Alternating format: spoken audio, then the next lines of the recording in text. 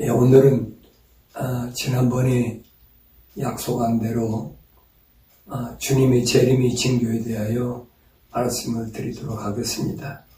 하나님 말씀은 마태복음 24장 먼저 3절을 봉독합니다. 주께서 올리브산 위에 앉으셨을 때 제자들이 조용히 나와서 말씀드리기를 언제 이런 일이 있겠으며 주께서 오실 표적과 세상 끝의 표적이 어떤 것인지 우리에게 말씀해 주소서라고 하니 4절에 보니까 예수께서 그들에게 대답하여 말씀하시기를 아무도 너희를 미혹하지 못하도록 하라. 이제 주님은 제자들이 물은 것을 보면 세 가지를 물었습니다. 첫째는 예루살렘이 성전이 돌 하나도 돌 위에 남지 않는, 다시 말해 예루살렘 성전이 무너짐이 언제 오겠느냐 하고 묻고, 두 번째는 예수님께서 오실 표적이 뭐냐 하는 겁니다. 주님 세상에 오실 표적이 뭐냐. 세 번째는 세상 끝의 표적이 무엇인가. 세상 마지막, 창조주 하나님께서 세상을 창조하셨는데 이제 마지막 하고 오메가 끝은 어떻게 이루어질 것이냐 하는 부분을 이제 세 가지 질문을 제자들이 예수님께 하셨을 때, 예수님께서는 이제 6절에서부터 보면 쭉 나옵니다. 전쟁과 전쟁이 민족이 민족을 대적하고 또 적그리스도가 나오고 또 왕국 복음이 모든 민족에게 전파되기, 그런 후에야 끝이 오리라 이렇게 말씀하시면서 오늘 32절에 본문에 보면 그랬습니다. 무화과의 한 비율을 배우라. 그 가지가 유연해지고 잎이 나오면 여름이 가까운 줄 너희가 아나니, 이와 같이 너희도 이 모든 것을 보면 그 일이 가까이 곧 문들 앞에 이른 줄 알라. 진실로 내가 너에게 말하노니 이 시대가 지나기 전에 이 모든 일을 이루어지리라. 하늘과 땅은 없어져도 내 말은 결코 없어지지 아니하리라. 그러나 그날과 시간에 관해서는 아무도 모르나니 심지어는 하늘의 천사들도 모르고 오직 나의 아버지만 아시느니라. 그렇습니다. 자, 주님의 재림에 대하여 제자들이 세 가지를 물었습니다. 선생님, 세상 끝에는 무슨 일이 일어납니까? 주님께 물으셨을 때에 주님의 대답은 세 가지를 요약해서 말씀하셨어요. 먼저 예루살렘 성읍이 무너지는데 그 무너지는 것이 언제 오느냐는 겁니다. 그것이 예수님이 가신 후에 이제 33년에 주님이 가셨는데 이 70년에 로마 디도를 통하여 예루살렘이 무너져 버렸습니다. 예루살렘이 성만 무너진 것이 아니라 이스라엘 민족 자체가, 나라 자체가 없어져 버렸어요. 그래가지고 2000년이라는 세월이 흐르면서 그 민족들이, 이스라엘 민족들이 당했던 핍박과 고난은 우리가 역사를 통해서 너무나 잘 알지요. 소위 말하면 이스라엘 민족의 가장 고통의 하이라이트라고 하는 그 히틀러 시대, 독일의 히틀러 시대에 600만 학살이 이스라엘 민족에게는 가장 큰 그 고비가 됐습니다. 그래서 이스라엘 민족이 엄청나게 시련을 당할 것을 주님 말씀하셨는데 그걸 깨닫지 못하고 있어요. 깨닫지 못하고 많은 오늘 기독교인들이 하나님 말씀을 올바로 알지 못하고 있습니다. 자, 우리가 중요하게 할 것은 하나님의 시기에는 하나님이 선택한 이스라엘 민족을 통하여 세상을 하나님께서 어떻게 운행하시나는 겁니다. 인간의 역사는 하나님의 계획에 의해서 이루어진다는 사실을 우리가 알아야 됩니다. 그건 성경을 통해서 우리에게 보여주고 있습니다. 근데 불신자는 뭐 말할 것도 없지만 적어도 기독교인이라고 한다면 하나님이 세워놓으신 그 시간표를 볼 줄 알아야 되는데 성경을 안 읽으니까 하나님의 시간표를 모른다는 얘기. 하나님의 시간이 어떻게 됐나? 하나님의 역사가 없어요. 타락한 인간의 역사가 있지. 하나님은 뭐만 있느냐? 섭리, 계획만 있어요. 하나님이 창조를 어떻게 하셨고 이제 어떻게 진행하셨고 어떻게 마무리가 되느냐. 이게 성경 전체예요. 성경을 그래서 올바로 읽어야 세상을 바로 알 수가 있고 또 하나님의 창조를 알아야 세상의 마지막을 올바로 알 수 있다. 늘 제가 말씀드리는 게 그겁니다. 그래서 첫째는 성경을 올바로 읽어야 되고 두 번째는 성경을 읽을 때 성령 받고 읽으라는 거예요. 성경은 하나님 말씀인데 성령이 모으셨다라고 이사야 34장 16절에서 약속하고 있어요. 성령이 모으신 것을 인간이 무슨 방법으로 합니까? 알 수가 없어요. 영적인 것과 육적인 세계는 전혀 다릅니다, 여러분. 그걸 아셔야 돼요. 우리가 육신을 갖고 있지만은 그리스도인들은 영적인 사람이 돼야 돼요. 그래서 바울은 이런 부분을 뭐라고 그러냐? 신비라 그랬어요. 신령한 비밀이라. 신령한 비밀은 아무나 아는 것이 아니죠. 반드시 영적인 사람이 돼야 알 수 있다. 그래서 바울은 복음을 전할 때도 뭐라고 전했습니까? 바울은 세상의 지혜로 내가 전하지 아니했다. 성령이 내게 말씀하시는 것을 전했다. 고린도전서 2장에서 분명히 전합니다. 성령 받지 않으면 오늘 하나님 말씀을 상고한다는 것은 그게 올바로 될 수가 없어요. 특별히 마지막 종말론에서 만약에 이스라엘을 모른다면 그 사람은 세상 모르는 거예요. 주님 재림에 대해서도 깜깜무소식이죠. 왜냐하면 이스라엘은 주님의 시계예요. 하나님의 시계. 이스라엘 민족이 어떻게 되냐에 따라서 하나님의 계획이 다시 말해 인간 역사가 어디까지 흘러가고 어떻게 끝나느냐 하는 것을 이스라엘 민족을 통해서 이스라엘의 나라를 통해서 하나님이 우리에게 말씀하시는데 그걸 전혀 깨닫지 못하면 알 수가 없는 거지요. 자, 그래서 오늘 우리는 특별히 하나님의 종들이라는 사람들은 나팔을 잘 부려야 되는데 하나님 종들이 허성세로 하지 말고 이 파수꾼의 사명을 잘 감당해야 돼요. 파수꾼의 사명을 올바로 감당하지 못한 첫째 사람이 누구냐? 그게 아담입니다. 창세기장 15절에 보면 하나님께서 아담에게 모아서 에덴 동산에 데려다 놓으시고 모아셨어요. 이걸 지키고 다스리라 그랬어요. 파수해야 돼. 내가 파수해야만이 다스릴 수가 있어요. 그러니까 에덴 동산을 아담이 파수하지 못하고 지키지 못했기 때문에 다스리지 못한 거예요. 하나님 말씀을 올바로 잘 하셔야 돼요. 오늘도 마찬가지예요. 마지막 때도 하나님의 용도를 하나님 그냥 세우는 게 아니에요. 파수하라는 파수꾼의 사명을 주셨어요. 그래서 이사야 21장 11절에 보면 두마에 대한 엄중한 말씀이라 그가 세산에서 나를 부르시기를 파수꾼아 밤이 어떻게 되었느냐 파수꾼아 밤이 어떻게 되었냐 하시니 파수꾼이 말하기를 아침이 오나니 밤도 오리이다 하였도다. 너희가 물으려거든 물을지니 돌아오라 그랬어요. 돌아오라 오라 그랬어요. 파수꾼은 뭐 하느냐? 지키는 자예요. 에덴 동산에 어디 뱅골생가 들어오지 못하고 지키라고 그랬는데 지키지 못했잖아요. 누가 에덴 동산에 뭐가 들어왔습니까? 옛뱀이 들어왔지요. 우리가 계시록 12장에 보면 이제 그 옛뱀에 대해서 설명해 주고 있습니다. 계시록 12장 9절에 보면 그리하여 그 큰 용이 쫓겨나니 그는 마귀라고도 하고 사탄이라고도 하는 옛뱀 곧 온 세상을 미워하던 자라. 그가 땅으로 쫓겨나고 그의 천사들도 그와 함께 쫓겨나더라 그랬어요. 에덴의 동산을 지키지 못했어요. 다시 말하면 파수꾼의 사명을 다하지 못한 것이 바로 아담이라는 거예요. 하나님 첫 번째 명령이 그겁니다. 오늘 하나님의 종들에게도 하나님 말씀하신 것은 뭐냐면 파수꾼아, 밤이 어떻게 되었느냐? 두 번에 밤이 어떻게 되었느냐? 네.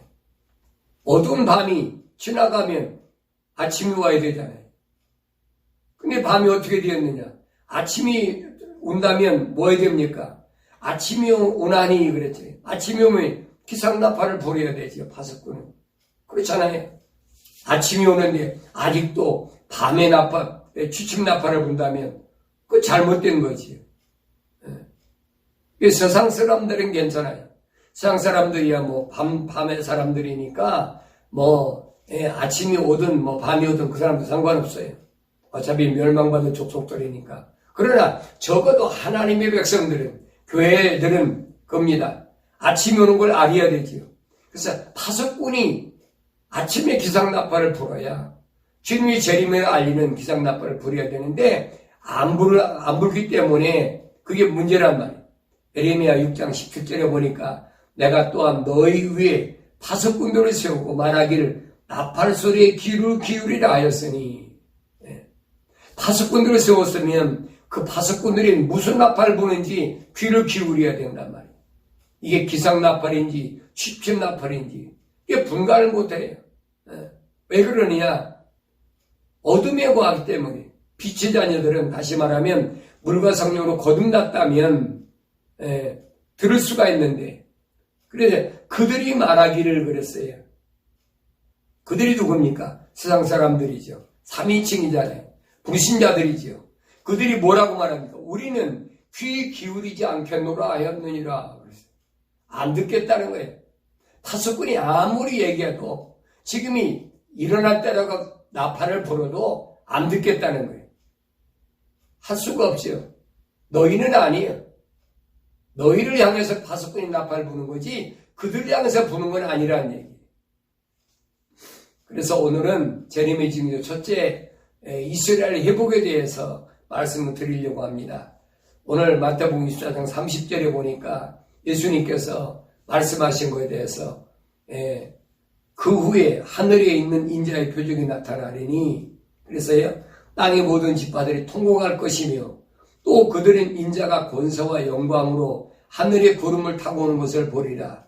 또 주께서 큰 나팔 소리와 함께 천사들을 보내리니 그들이 하늘 이편 끝에서 저편 끝까지 지방에서 이 사방에서 그의 택한 사람들을 함께 모을 것이라 그랬어요. 주님 오실 때 하나님의 선택받은 자, 부르심을 받은 자들이 아니에요. 부르심을 받은 자 가운데서 택함 받은 자들, 그들을 하나님이 부르시겠다는 거예요. 어느 때? 마지막 때. 귀를 잘 기울여야 돼. 그래서 내가 택함 받았는지 택함 받지 못했는지, 택함 받은 자는 성령 받은 자를 가리킵니다. 성령 받은 자는 절대 어둠에 있는 자들이 아니에요.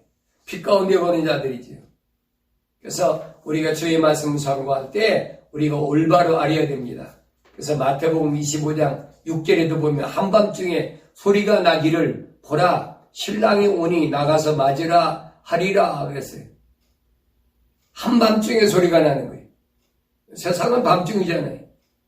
이 밤중에 나팔소를 들어야 돼. 그 나팔소가 누구냐? 하나님 종들이잖아요. 하나님 종들이 진리의 나팔, 옳은 걸 부려야 되는데 거짓 나팔을 부르잖아요. 여러분 요한계시록 16장, 19장, 20장, 21장 보세요. 거짓선지자, 또 거짓말하는 자 어떻게 되나요? 100% 유황불에 들어가요. 이 말은 무슨 말이냐면 100% 지옥 간다는 얘기예요. 왜? 올바른 나팔을 불지 않으니까 그래요. 오늘 여러분 생각해 보세요. 강단에서 올바르게 말씀 전하는 사람이 몇이나 됩니까? 어제 제 집에 어떤 목사 부인 되는 분이 오셨어요. 그러니 말씀을 쭉 나누다가 제가 물었어요. 올바른 나팔을 부는 목회자가 얼마나 있겠냐, 설교자가 얼마나 있겠느냐. 그랬더니 이 목사님은 95%, 99%가 다 가짜지요. 그분 목사 부인이에요. 왜 그러겠어요, 여러분? 생각해 보세요. 오늘 설교하는 분들 잘 들으셔야 돼. 내가 올바른 지금 나팔을 불고 있나? 기상 나팔을 불고 있나? 그렇지 않으면 취침 나팔을 불고 있나? 평안하다, 안전하다는 거예요. 주님은 언제 오시느냐? 세상 사람들이 평안하다, 안전하다. 그때에 갑자기 오시가 있다는 거예요. 그들은 도둑같이 오시지요. 그래, 빛 가운데 거하는 자는 도둑같이 안 오시죠. 주님이 약속하셨잖아요. 너에게는 내가 도둑같이 덮치지 아니하리라. 왜? 왜냐, 빛의 자녀들이 있기 때문에. 다른 사람 몰라도 나 자신은 나를 잘 압니다.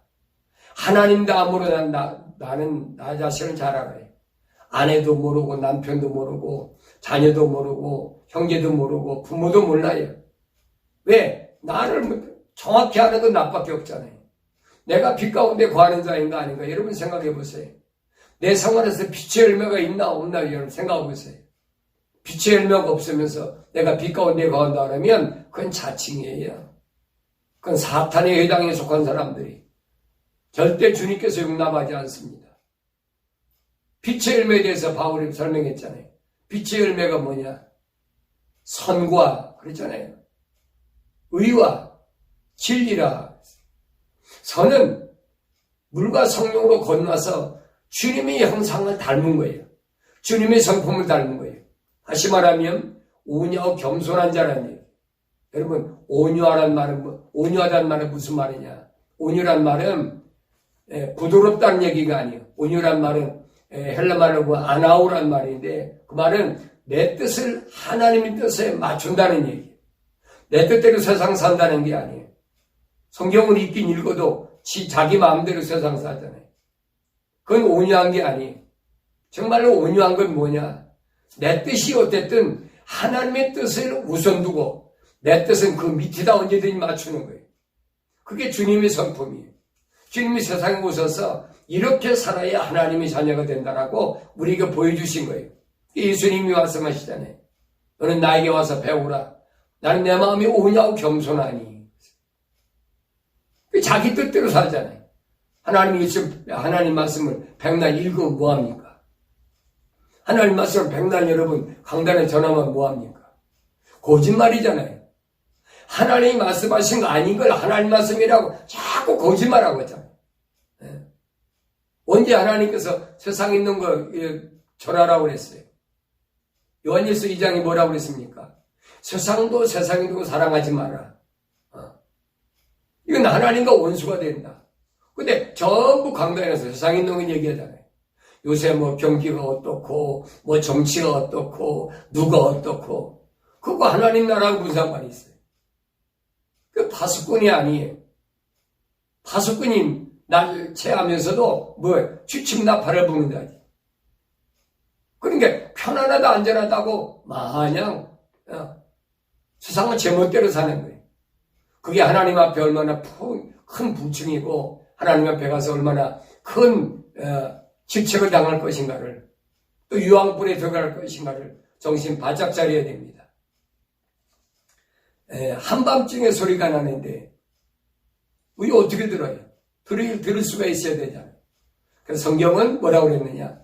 할례를 받아라. 어디가? 귀가 할례를 받아라. 세상 신이 귀를 막아놨어. 뭘 못하게? 하나님 복음을 못 듣게. 그래서 귀에 이 하나님의 말씀을 못 듣게 하는 이 세상 신을 떼버려야 돼. 그걸 가리켜 성경은 할례 받은 귀라 그랬습니다. 그래야 여러분 하늘의 음성을 들을 수가 있어요. 자, 예수님께서 예기치 못한 때 오신다고 약속하시면서 이렇게 말씀하시지요. 그러나 그날과 그 시간에 아무도 모르는 심지어는 하늘의 천사들도 모르고 오직 나의 아버지만 아십니다. 아버지만 아시는 그때에 여기 보니까 그랬어요. 그날과 그 시간에 관해서는 그날과 그 시간 아무도 몰라요. 그런데 주님이 오실 날을 자꾸 해석시키기 위해서 거짓말들을 하잖아요. 제가 캘리포니아에 있을 때 일입니다. 1988년 5월 14일로 기억하고 있어요. 왜 그런 거 아니? 1948년 5월 14일에 이스라엘이 독립을 했습니다. 그래서 한 세대 40년이 지나면 1988년 5월 14일이 돼요. 그러니까 세계 성서공회에서 그날 주님이 공중재림하신다. 이게 발표를 해버린 거예요. 그러니까 많은 사람들이 권위 있는 세계 성서공회니까 다들 거기에 미혹돼가지고 나도 88년 5월 14일 날 밤 12시까지 잠을 못 잤어요. 혹시나 성경은 아무리 읽어봐도 그날과 그 시는 주님이 말씀하지 않으신다고 했거든요. 근데 그 성경을 세계에서 가장 권위 있게 연구한 석학들이 다 거기 모여 있다고 그러니까 그거 혹할 수밖에 없지. 이거 오셨습니까? 안 오셨잖아요. 15일이 돼도 16일이 돼도 안 오신 거예요. 어떤 사람은 비아냥거리를 해요. 아마 주님이 연기하셨나 보라. 그 후에 한국에서는 1992년 10월, 9월인가 10월로 제가 기억하고 있는데 또 주님이 공중재림하신다. 그래가지고 공중재림하시면 뭐가 휴거가 일어나니까 아무 제사 있는 거 다 지난번에 말씀드렸잖아요. 팔아라. 그거 뭐 다 팔아가지고 그 사람들 맞고 따라간 사람들이 얼마나 여러분 배가 망신했어요. 그래 놓고 자기는 뭡니까? 자기들은 뭐 용산인가 어디에다가 큰 빌딩 사놓고 왜 그러냐? 왜 그렇게 어리석느냐는 거예요. 성경을 한 번쯤이라도 읽었으면 그런 데 미혹되질 않는데 성경을 안 읽기 때문에 그런 봉변을 당한다는 거예요. 그러면서 예수님이 마태복음 24장 37절에 보면 그러나 노아의 날들과 같이 인자의 마음도 그러하리라. 노아의 날들과 같이 하나님께서 노아에게 명령하셨잖아요. 첫째 명령 뭡니까? 방주를 쳐라. 근데 어디다 짓느냐? 바닷가에 짓는 물가에 짓는 것이 아니라 산에다 지으라는 거예요. 산에다 방주 짓는 사람이 어디 있습니까? 그것도 하루 이틀도 아니고 120년이나. 얼마나 많은 사람들한테 손가락질 받고 얼마나 많은 사람들이 비아냥을 거리금 받겠습니까? 뭐 미친 사람 취급받았겠지. 120년 동안 지었어요. 다 짓고 나니까 하나님께서 이 말씀하신 게 뭡니까? 창세기 7장 4절에 보면 이렇게 말씀하신 이게 7일이 되면 내가 40일 낮과 40일 밤 동안 땅 위에 비를 내려 내가 지은 모든 생물을 지면에서 쓸어버리리라. 앞으로 7일 후면 내가 지은 모든 걸 땅에서 쓸어버리겠다는 거예요. 그러면서 11절에 말씀하신 게 노아의 생이 600세 되던 해 둘째 달 그달 17일 그날에 모든 큰 기쁨의 샘들이 터지고 하늘의 창들이 열렸으니 비가 땅에 40일 낮과 40일 밤을 내렸더라. 다시 말하면 홍수가 나기 일주일 전에 방주로 들어가라는 거예요. 이게 무슨 말인가? 말씀인가 알아야 돼. 예수님이 왜 노아의 때와 같이 인자의 임함도 그랬느냐? 다시 말하면 노아가 하나님의 명령을 듣고 하나님의 약속의 말씀을 듣고 방주 쳤고 그 다음에 이제 방주로 들어가라는 거예요. 여러분 노아가 방주로 들어갈 때까지 비 안 왔어요. 다른 사람들이 얼마나 비웃었겠어요. 많은 정결한 짐승들을 한 쌍씩 방주 안으로 집어넣는데 얼마나 사람들이 비웃었겠어요. 그런데 아무리 비웃어도 노아의 귀에는 들려오지 않았습니다. 왜? 하나님 약속이 있으니까.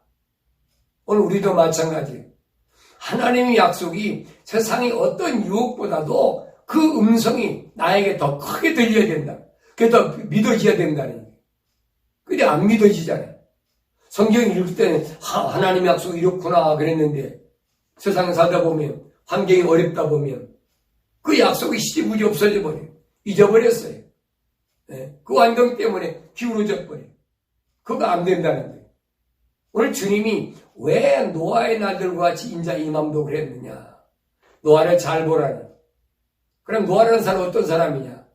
그럼 노아를 보야지 어떤 사람이길래 노아에게만 그 당시에 많은 사람 가운데 노아에게 말씀을 약속을 하셨나.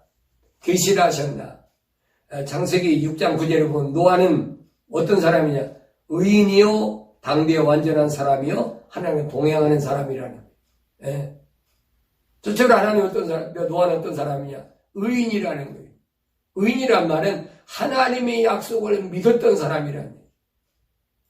어떤 어려운 환경이 오고 어떤 내가 욕을 먹고 비아냥거림을 받아도 하나님의 약속을 믿는 믿음은 흔들리지 않았다니.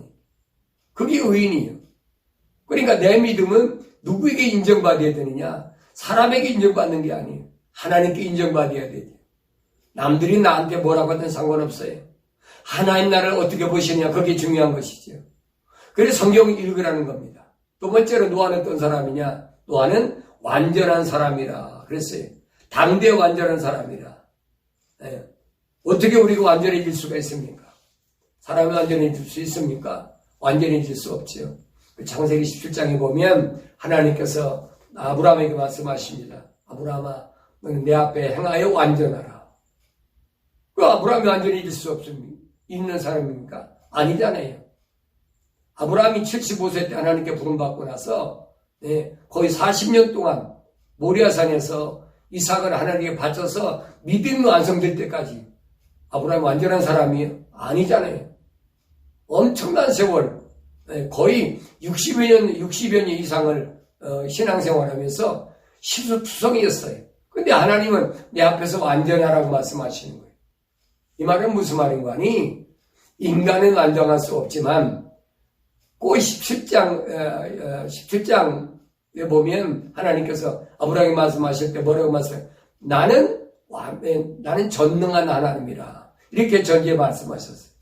다시 말하면 전지전능 무소부재신 하나님이 완전하다고 인정하시면 완전한 거예요. 그걸 아셔야 돼요. 근데 우리는 사람에게 완전한 사람으로 보이려고 그 어리석은 거예요. 자, 그래서 성경은 우리에게 뭐라고 그랬느냐? 완전한 사람이 되기 위한 방법을 설명합니다. 야고보서 3장 2절에 보니까 우리 모두는 많은 일에 실수하나니 만일 말에 실수가 없는 사람이 있다면 그 사람은 온전한 사람이며 온몸도 제어할 수 있느니라. 사람이 일에 실수를 할 수 있어요. 그런데 말에 실수가 없어야 된다는 거예요. 그러니까 어떤 행동을 하기 전에 내가 지금 어떤 말을 해야 될까를 생각해야 돼요. 말에 실수가 없으면 이 사람입니다. 말에 실수가 없는 사람이 있다면 그 사람은 온전한 사람이며 온몸도 제어할 수 있다. 말에 실수가 없으면 내가 나쁜 행동을 할 수가 없지요. 나쁜 행동을 할 수 있는 건 어느 때만 합니까? 말에 실수가 있기 때문에 그래요. 그래서 말하는 것이 얼마나 중요한 걸 알아야 됩니다. 바울 사도는 에베소 지방의 교회에 보낸 편지에서 뭐라고 설명하느냐? 에베소 5장 1절에 보면 그러므로 너희는 사랑받는 자녀로서 하나님을 따르는 자가 되라. 사랑받는 자녀로서 하나님을 따르는 자가 되라. 자, 하나님의 자녀로 하나님을 따르는 자는 어떻게 되냐? 그리스도께서 우리를 사랑하시어 우리를 위하여 자신을 하나님 앞에 향기로운 냄새를 내는 제물과 생으로 드린 것까지 너희도 사랑 안에서 행하라. 음행과 온갖 더러운 것과 탐욕은 너희 가운데서 이름조차 부리지 말라. 이름조차 부리지 말라 무슨 말이에요? 너 입에 그런 말 되지 말란 말이에요. 음행과 온갖 더러움과 탐욕은 그랬어요. 그 이름조차 부르면 안 돼요. 그러면서 뭐라고 그럽니까? 이것이 성도들에게 합당하니라. 성도, 거룩한 하나님의 자녀에게 합당한 일이라는 거예요. 자, 그러면서 4절에 보니까 또 음탕함과 어리석은 말이나 농담은 합당치 아니하니 오히려 감사를 표하라. 음탕함과 어리석은 말이나 농담은 합당치 않다는 거예요. 하나님께 합당한 사람이 어떤 사람이냐? 농담하지 않는 사람이에요. 여기 보니까 음탕하지 않는 사람, 어리석은 말 하지 않는 사람. 제 속을 따라가는 게 아니에요. 세상을 따라가면 여러분, 하나님께서 절대 용서하지 않습니다. 그건 빛 가운데 거하는 자가 아니에요. 바울 사도가 오늘 에베소 교회 하는 말씀을 잘 들어야 돼요. 너희가 이것을 알거니와 음행하는 자나 더러운 자나 욕심 많은 자 곧 우상 숭배하는 자는 누구든지 하나님과 그리스도의 왕국에서 상속받을 것이 없느니라. 그리스도의 왕국에서 다시 말하면 주님 오셨을 때 그날에 들어가지도 못하지요. 성도가 아닌데 거룩한 백성인데 아닌데 어떻게 들어가겠습니까? 여러분 잘 기억하셔야 돼요. 내가 정말로 주님의 재림을 기다린 사람인가? 주님의 재림을 기다린다면 오늘 노아처럼 완전한 사람이 돼. 말에 흠이 없어야 되네. 실수가 없어야 돼.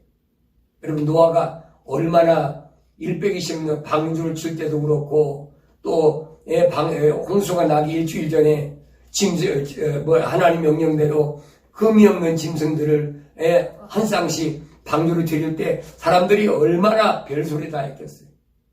한 번도 그들에게 화냈다는 얘기 없잖아요. 한 번도 그들에게 대항해서 다퉜다는 말 없잖아요. 네 떠들으란 말이에요. 실컷 떠들게 놔둬요.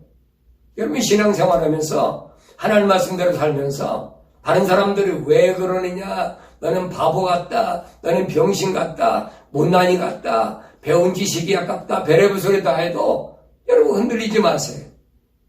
바울이 아그리빠 왕에게 가서 부활하신 예수님 만난 거에 대해 증거했을 때 아그리빠 왕이 뭐라고 그랬습니까? 바울아, 네 지식은 너를 미쳤다. 널 미치겠다 그러니까 바울이 뭐라고 합니까? 왕이여, 난 여기 모두 있는 사람들이 다 나같이 미치기를 원합니다. 나같이 원합니다. 그거예요, 여러분. 오늘 노아라는 사람의 그 신앙은 난공불락의 성과 같아. 어떤 것도 침투하지 못해. 그래서 완전한 사람이라. 당대에 완전한 사람이란 말은 무슨 말이냐? 말에 실수가 없어야 된다. 그리고 말 조심해야 돼. 성도는 말을 많이 하는 게 아니에요. 복음을 전하는 것밖에 없어요. 그래서 늘 말씀드리잖아요. 요한복음 14장, 15장, 16장 석장을 읽어보면 성령 받은 사람은 어떤 사람인가? 성령 받은 사람은 다른 거 없어요. 예수밖에 전하지 않아. 왜? 아는 게 예수밖에 없거든요. 이전에 세상에 배우고 세상에서 가졌던 것들 많이 있죠. 그러나 물과 성령으로 거듭나고 나면 이전에 이 것들은 물에서 다 죽어버렸어요.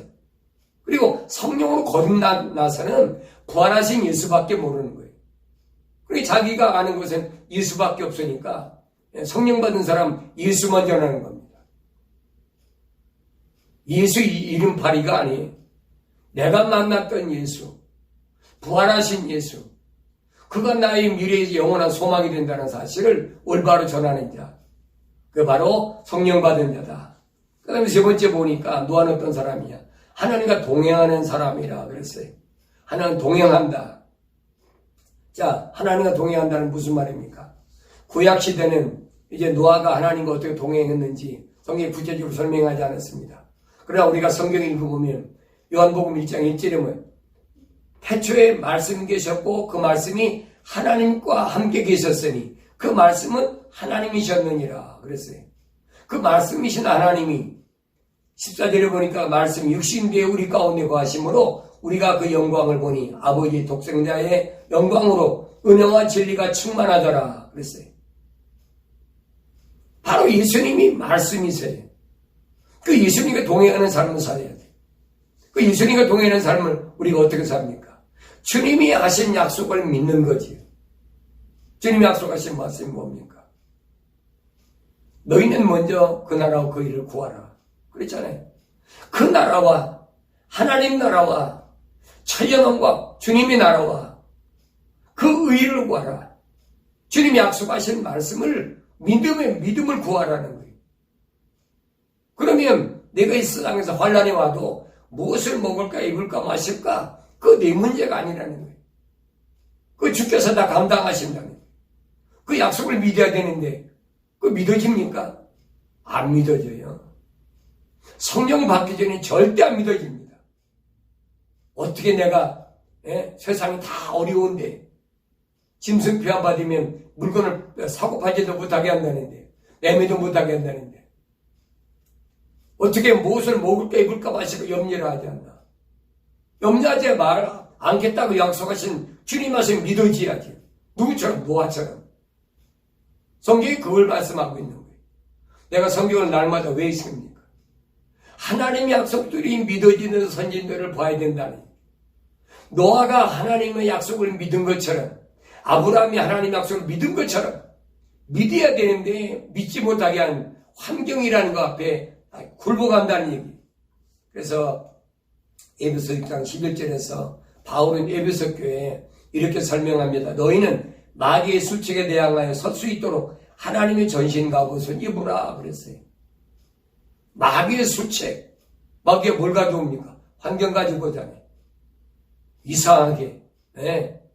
뭐 사람마다 다르지만은 어떤 사람 비즈니스 문제, 어떤 사람 아내 문제, 남편 문제, 자녀 문제, 금전 문제, 명예 문제, 뭐 별의별 거 다 있죠. 네. 그걸 가지고 그 술책을 가지고 도전하는 거예요. 근데 그 술책에 대항하여 싸우기 위해서는 바울이 말한 게 뭐냐? 하나님의 전신갑옷을 입으라는 거예요. 전신갑옷을 어떻게 입냐? 머리에는 구원의 톡을 쓰고 언제든지 어떤 마귀의 술책이 오면 구원에 대해서 머릿속에 잊지 말라는 거예요. 내가 이 길을 따라가야 되나? 내가 구원을 위해서는 이 일을 해야 되나? 내가 구원을 위해서 이 말을 해야 되나? 항상 머릿속에 구원을 잊지 말라는 거예요. 두 번째는 뭡니까? 믿음의 흉배를 붙이라는 거예요. 네? 마음속에 믿음을 잃어버리면 안 된다는 거예요. 세 번째는 진리의 허리를 띠라. 거짓이 없는 것에 힘을 얻으라는 거예요. 그 다음에는 뭡니까? 화평의 복음의 신발을 신으라. 하나님과 화평한 그 복음의 신발을 신어야 돼요. 사람과 화평을 얘기한 게 아니에요, 여러분. 많은 사람들 오해하고 있어요. 주님이 화목제물로 돌아가신 거 왜 그런지 압니까? 하나님과 원수되었던 나를 하나님과 화목하게 하시기 위해서. 그래서 그 화평의 복음의 신발을 신으라는 거예요. 그리고 화평의 복음이 하나님의 복음이 뭔 줄 알아야 되지. 이 복음에 대해서 고린도전서 15장 1절에서 5절까지 보면 뭡니까? 예수님이 십자가 못 박혀 죽으심과 사흘 만에 부활하신 거예요. 주님 왜 죽으셨느냐? 원수됐던 나와 하나님을 화목하기 위해서 화목제물을 죽으셨다는 거예요. 그리고 그가 사흘 만에 부활하셔서 우리를 거듭나게 하사 영원한 소망을 갖게 하셨다. 이게 기독교 복음이에요. 다른 건 기독교 복음이 아니에요, 여러분. 내 세상에 듣기 좋아 들려주는 거 그거 기독교 복음 아니에요. 세상에서 성공하는 거, 세상에서 자식들이 잘 되고 공부 잘하는 거, 세상에서는 그게 여러분 복음이 될지 모르지만은 기독교에서는 복음이 아니에요. 성경에서는 뭐라고 그랬냐? 너는 좁은 문으로 가라고 그랬잖아요. 좁은 길로 가라고 그랬잖아요. 이 좁은 길은 길이 없었기 때문에 많은 사람이 가지 않아요. 넓은 길로 많은 사람들이 가는데 그 넓은 길로 가면 많은 사람들이 다 죽어 멸망한다는 거예요. 성경에 분명히 약속하셨는데도 안 믿잖아요. 네. 하나님과 동행하는 게 아니죠. 오늘 우리가 주님과 동행한다고 찬송한다네. 주와 같이 길 가는 거 즐거운 일 아닌가. 언제 주와 같이 갔습니까? 입으로 나불거리고 찬송만 하는 거예요. 주와 같이 가려면 주님이 가신 길을 가야지요. 좁은 문으로 가고 좁은 길을 가야지요. 십자가를 지어야지요. 그 길은 안 가잖아요. 그건 다 싫다고 그러잖아요. 네?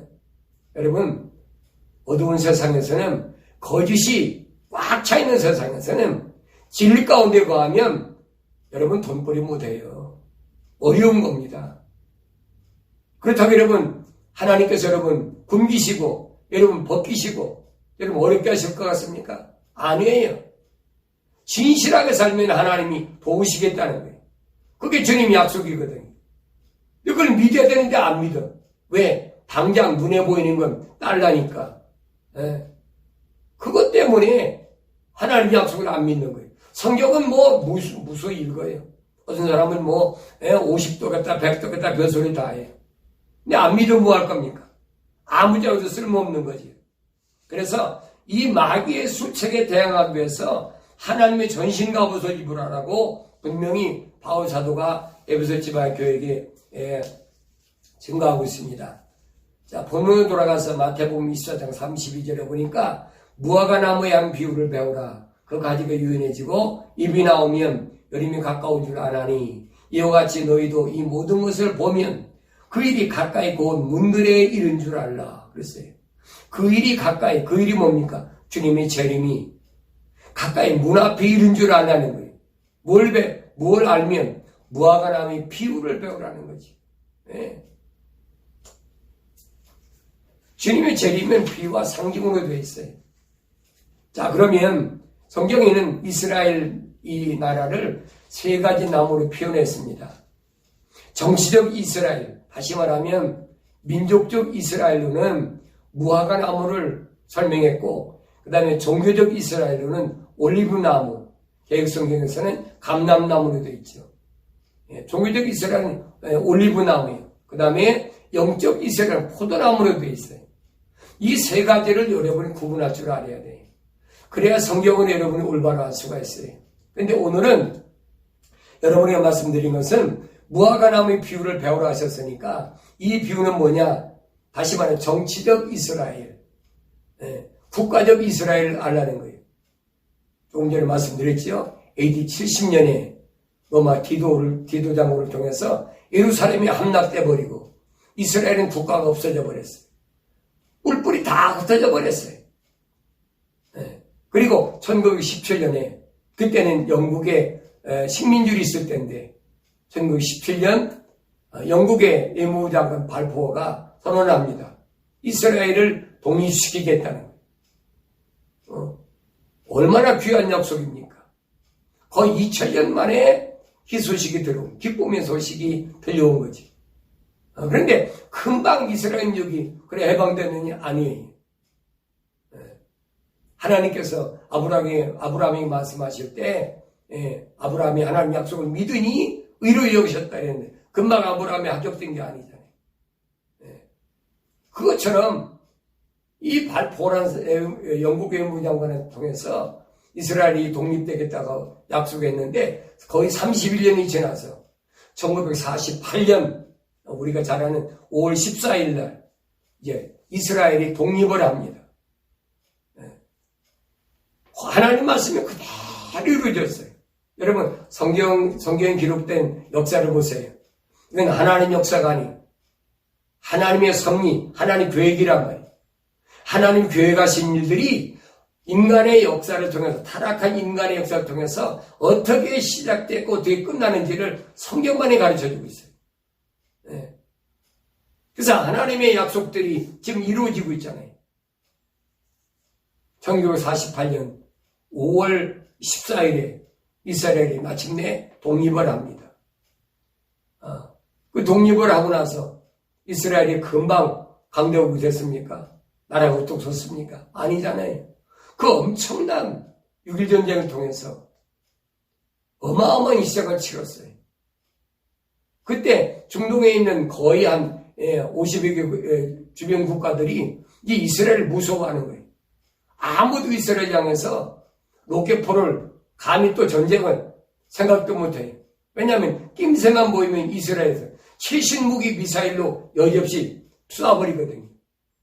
또 이스라엘은 현재까지 밝혀진 대로 거의 200개 이상의 핵무기가 있으니까 아무도 손을 못 대는 거지. 자, 이렇게 1948년 5월 14일 날 독립하는 이스라엘이 어떤 일이 벌어지느냐. 2017년에 여러분이 잘 아는 미국의 트럼프 대통령이 텔아비브에 있는 예루살렘을 이스라엘의 수도를 예루살렘으로 옮겨버리는 거예요. 선언해버리잖아요.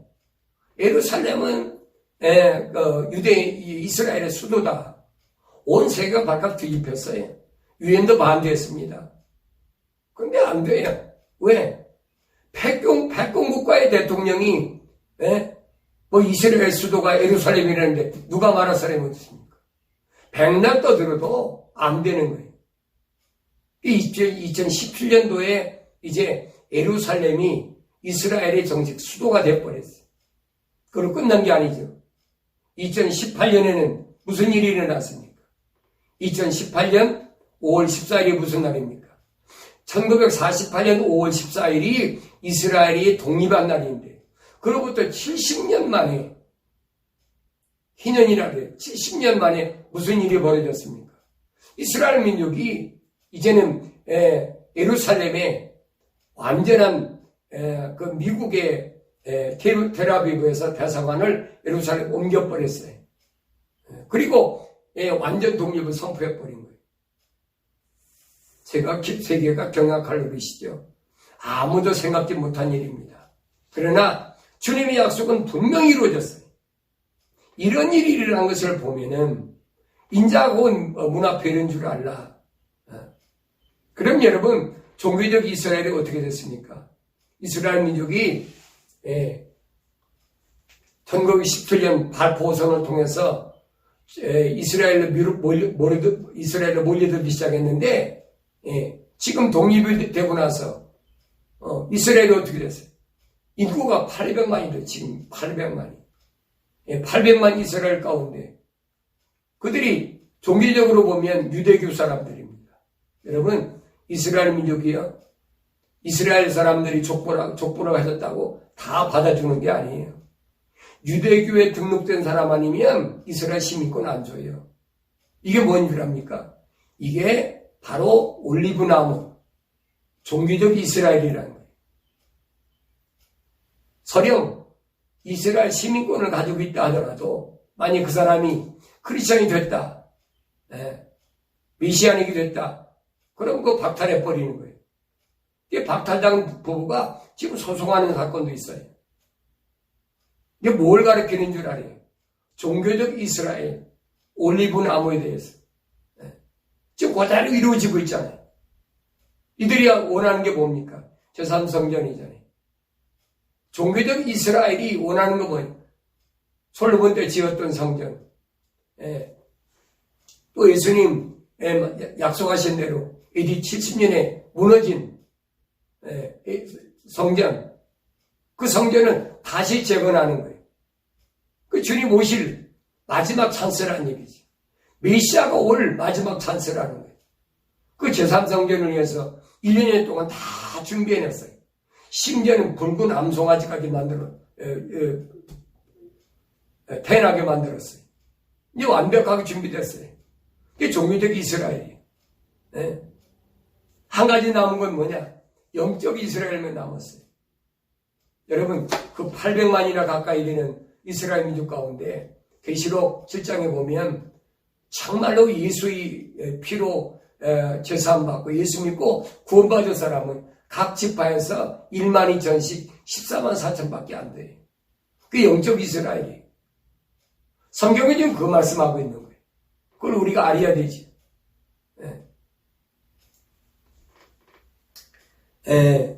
둘째 징조를 보면 무슨 두 번째 징조가 있느냐? 이제는 두 번째 징조는 이방인 때가 차면 주님이 오신다는 거예요. 이방인 때가 차면 누가복음 21장 23절에 보면 그날에는 아이벤 자들과 젊은 사람들에게 화했으리라. 이는 그 땅에는 큰 고난이 그 이 백성에게는 진노가 있을 것이기 때문이라. 또 그들은 칼날에 쓰러질 것이며 모든 민족들에게 사로잡힐 것이요. 그랬어요. 거기까지가 AD 70년이 일어날 일들이에요.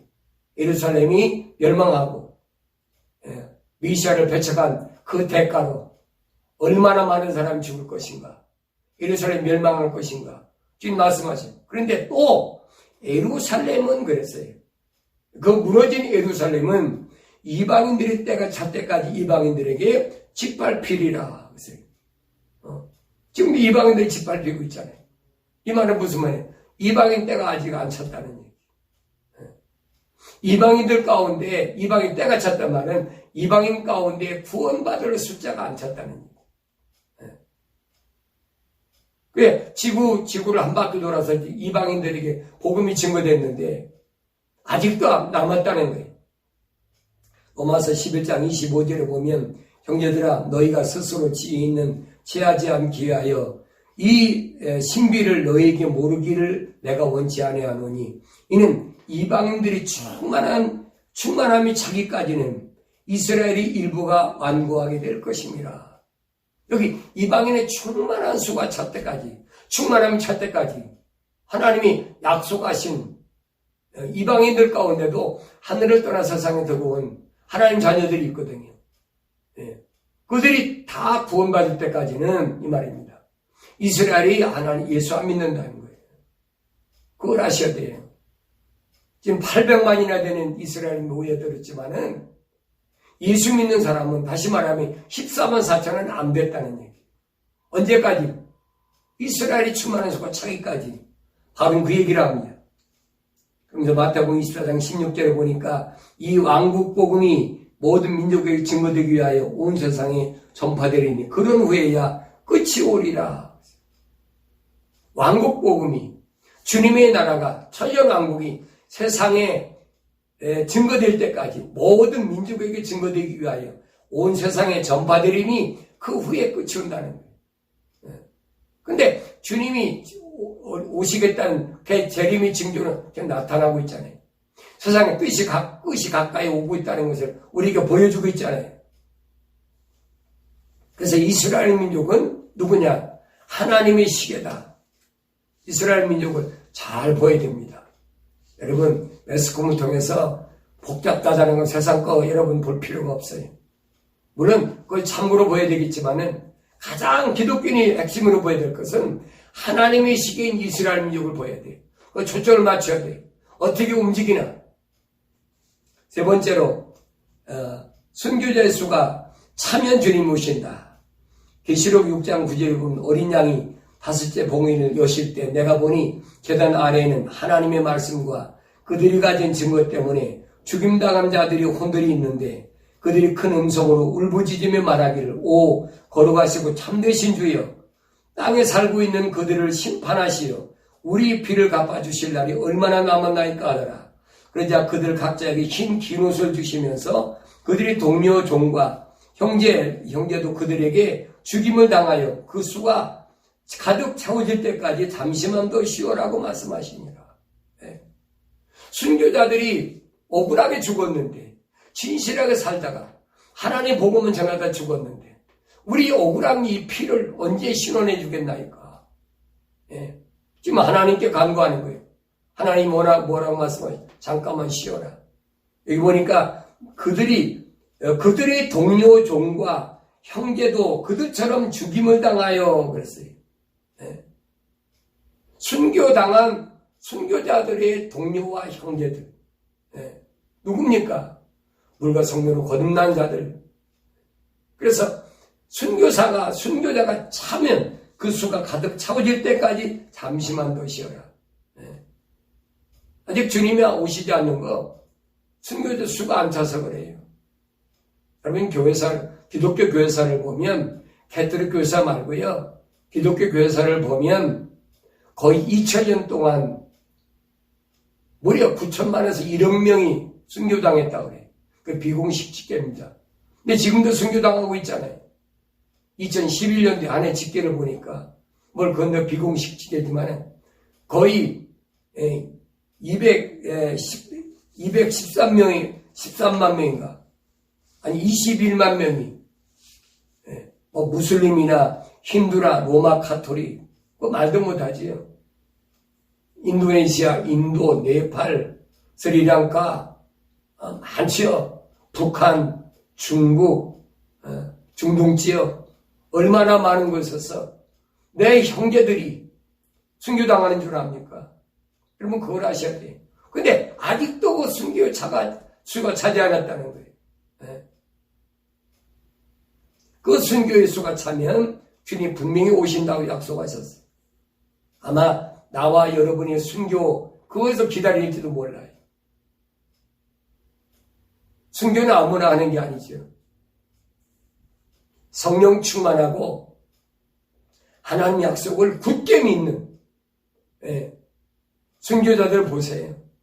어떤 어려움이 와도 끄떡하지 않잖아요. 흔들리지 않잖아요. 내 자식을 죽이고 부모를 죽이고 그리고 내 목에다 총칼을 들이대도 꼼짝하지 않잖아요. 북한 당장 보세요. 그 말도 못하는 광산에다 집어넣고 성경 가지고 있다는 것 때문에, 예수 믿는다는 그것 때문에 죽임을 당하고 어려움 당하고, 우린 그걸 너무나 아니라는 곳에서 사니까 그걸 깨닫지 못하고 있어요. 하나님께서 오늘까지 나를 세상에 그대로 있게 해주신 것은 어쩌면 이 순교자의 수의 차이까지 그 수에 들게 하시기 위해서 나를 땅에 존재하게 하신 줄 모릅니다. 사랑하는 성도 여러분, 하나님 말씀을 읽으시고 성령 충만하셔야 돼요. 그리고 세상에 잡다한 것에 그 신경 쓰지 마세요. 주님이 약속하시면 믿으세요. 뭘 먹을까 입을까 마실까, 그건 세상 사람들이 하는 것이에요. 그건 불신자들이 어둠에 거하는 것이 신경 쓸 거예요. 나와 여러분들은 재림의 주님을 기다려야 돼. 주님이 언제 오실는지 나는 알 수 없지만은 분명히 노아의 때와 같이 노아에게 계시한 것처럼 나에게도 약속하신 그 말씀을 굳게 믿고, 이제는 파수꾼의 나팔을 불줄하는 그런 하나님 종들이 되고, 또 순교자의 반열에 설 수 있도록 굳건한 믿음을 가지고 있는 그러한 하나님의 종들과 하나님의 자녀들이 되어야 될 줄로 믿습니다.